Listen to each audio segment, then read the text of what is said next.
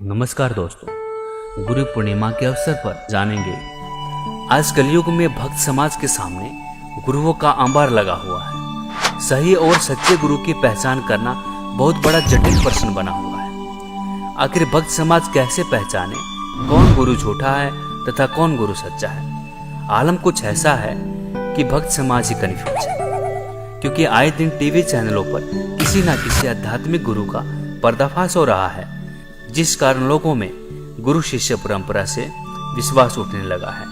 ये ऐसा ही है जैसे 9 दुकानों से सामान लेने वाला ग्राहक यदि ठगा जा चुका हो तो 10वीं दुकान पर चाहे कितना ही अच्छा और सही सामान मिलता हो तो भी सामान लेने से पहले ग्राहक संकोच करता है, या यूं कहें दूध का जला हुआ छाछ को भी फूंक फूंक कर पीता है।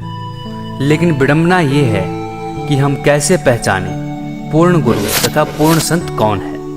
दोस्तों, इसका बहुत ही छोटा और सरल सा उत्तर है कि जो गुरु पवित्र शास्त्रों के अनुसार भक्ति करता और करवाता है वही पूर्ण गुरु है। यजुर्वेद अध्याय नंबर 40 श्लोक 10 में कहा गया है कि कोई तो परमात्मा को निराकार यानी कभी ना जन्म लेने वाला, कोई आकार में जन्म लेकर आने वाला कहते हैं। वास्तव में उस परमात्मा की क्या स्थिति है? वो परमात्मा साकार है या निराकार है, जिसके बारे में पूर्ण ज्ञानी संत यथार्थ रूप में भिन्न भिन्न रूप से प्रत्यक्ष ज्ञान कराते हैं। इसी प्रकार श्रीमद् भागवत गीता जी के अध्याय नंबर 4 के श्लोक 34 में कहा गया है कि हे भारत, तो उस परमात्म ज्ञान को तू तत्वदर्शी ज्ञानी महात्मा के पास जाकर समझ। उनको भली भांति दंडवत प्रणाम करने से, उनकी सेवा करने से और कपट छोड़कर सरलता पूर्वक प्रश्न करने से वे परमात्म तत्व को भली भांति जानने वाले ज्ञानी महात्मा तुझे उस तत्व ज्ञान का उपदेश करेंगे। इस संदर्भ में आइए जानते हैं जगत गुरु तत्वदर्शी संत रामपाल जी महाराज के विचार। साधु संत भक्त परमात्मा के लिए ही प्रयत्नशील होते हैं। जो भक्त हैं उनको भी भगवान की तलाश है, इसलिए वो किसी गुरु के पास गए हैं। और गुरु जो पद पे प्राप्त बैठा है वो भी तो भगवान के लिए ही घर से निकला है, उसने प्रयत्न प्रारंभ किए हैं तो परमात्मा के लिए किए हैं। आज ठीक है वो गुरु पद पर बैठ गया और बहुत से शिष्य भी हो गए हैं, तो उसने पुनः विचार करना पड़ेगा, क्योंकि उसको परमात्मा की आवश्यकता है। यदि उसका मार्ग गलत है तो आज भी ठीक किया जा सकता है उसको, और यदि आज भी ठीक नहीं करेगा अभी अपने अभिमानवश, तो वो दूना दोषी होगा। वो इस कैटेगरी का होगा कि जानबूझ साची तजय करे झूठ तेने, और ताकि संगत है प्रभु सौपन में भी ना दे। वो कृतघ्नी व्यक्ति होगा, चाहे वैसे गुरु बना बैठा है, जिसको ये पता लग गया तेरा ज्ञान गलत, तेरा नाम गलत, तेरी साधना गलत, और वो फिर भी हार मानने को स्वीकार तैयार नहीं है, यानी फिर भी ये नहीं कहता अपने शिष्यों को कि भी मेरा मार्ग गलत है, तो वो कृतघ्नी प्राणी बताया है। उसके विषय में कहा है कि जानबूझ साची तजय और करे झूठ तेने, और ताकि संगत है प्रभु सौपन में भी नहीं थे। इसे नालायक आदमी की तो सौपने में भी भेंट नहीं होनी चाहिए इसके साथ। और जो उनके फंसे बैठे हैं भोली श्रद्धालु, अब उन्होंने स्वयं सोचना पड़ेगा।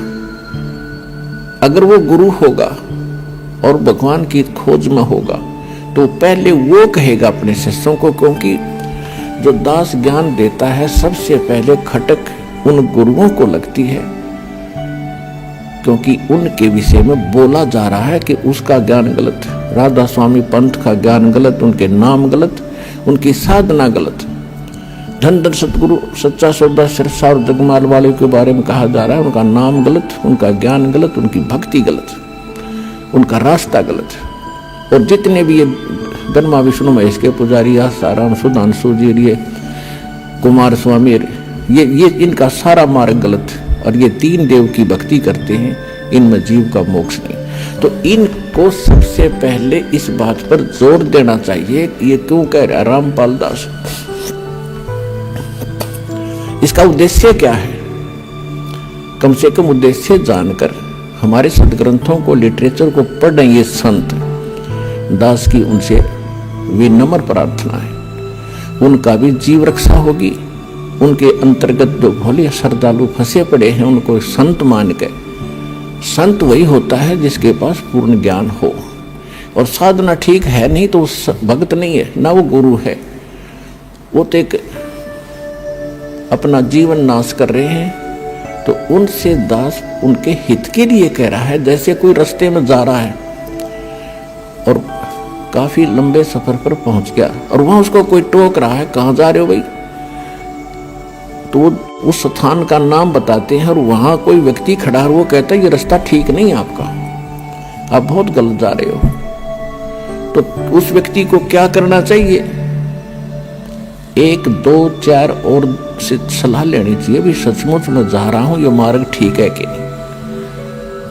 और उसके साथ झगड़ने लग जा कि तू क्यों बोल रहा है मेरे मार्ग को गलत, तूने कैसे बता दिया गलत? तो ये बुद्धिमान का काम नहीं, ये तो महान नीच व्यक्ति करता है ऐसा व्यवहार। कोई कहता है भी तेरा रास्ता ठीक नहीं, तो उसने धन्यवाद करना चाहिए इसका और सोचना चाहिए भी बता कैसे गलत जा रहा हूं, मेरा विश्वास दृढ़ कर कि मैं गलत जा रहा हूं। तो और नहीं तो मैप हमारे पास है, उस नक्शे को, उस मानचित्र को सामने धर ले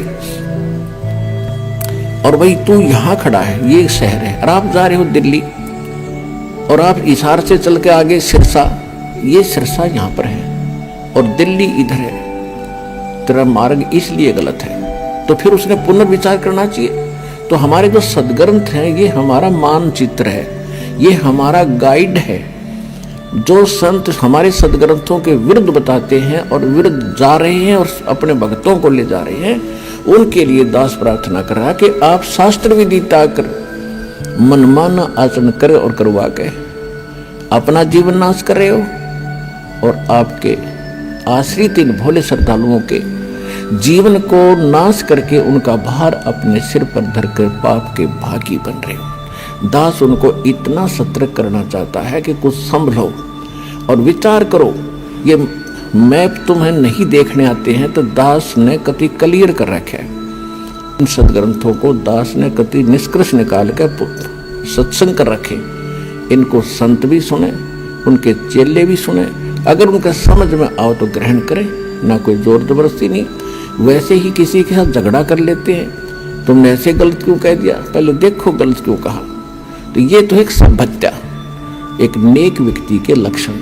और एक बेमतलब उसको सच्चा रास्ता दिखावे, उसके भले में कहे, उसके साथ वो झगड़ा करता है तो कहते हैं कहे भली माने बुरी।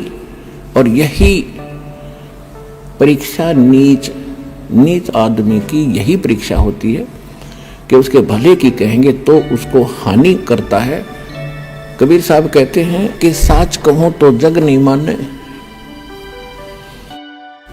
और झूठा जगपतियासी।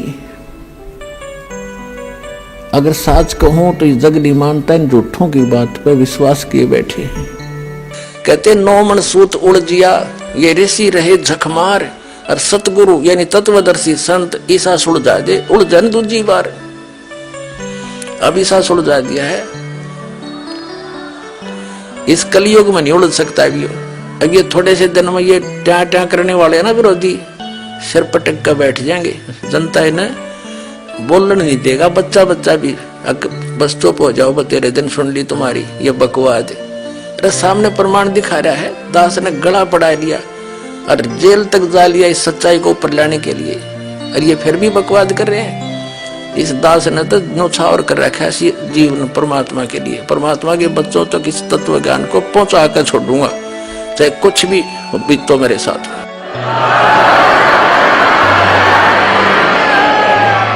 तो पुण्यात्मा परमात्मा कहते हैं कि जो सत साधना नहीं करते, मनमाना आचरण करते, हमारे सदग्रंथ बताते हैं, उनको कोई लाभ नहीं होता। तो पुण्यात्माओं, इससे बचना चाहते हो, सतभक्ति करना चाहते हो, तो इस दास के पास वो यथार्थ भक्ति है। वेदों अनुकूल, शास्त्रों अनुकूल, सदग्रंथों के अनुकूल अपना कल्याण कराओ और जीवन सफल बनाओ। सत साई। दोस्तों, 84 लाख योनियों में पशु पक्षी, कुत्ता, गधा, स्वर आदि के कष्ट भोगने के बाद एक बार अनमोल मानव शरीर मोक्ष प्राप्ति हेतु मिलता है। इस अनमोल मानव जीवन को नकली गुरुओं के चक्कर में पड़कर व्यर्थ होने से बचाना चाहिए। क्योंकि समाज में नकली गुरुओं द्वारा गलत धारणा ये फैला रखी है कि एक बार गुरु धारण करने के बाद दूसरा गुरु नहीं बदलना चाहिए। विचार करें, देखें, गुरु हमारे जन्म मृत्यु रूपी भयंकर रोग को काटने वाला वैद्य होता है। यदि एक वैद्य से हमारा रोग कटता नहीं तो हमें ऐसे डॉक्टर या वैद्य के पास जाने में संकोच नहीं करना चाहिए, जिससे हमारा जानलेवा रोग ठीक हो सकता है। कबीर साहब जी कहते हैं कि जब तक गुरु मिले ना साचा, तब तक गुरु करो 10 पांचा।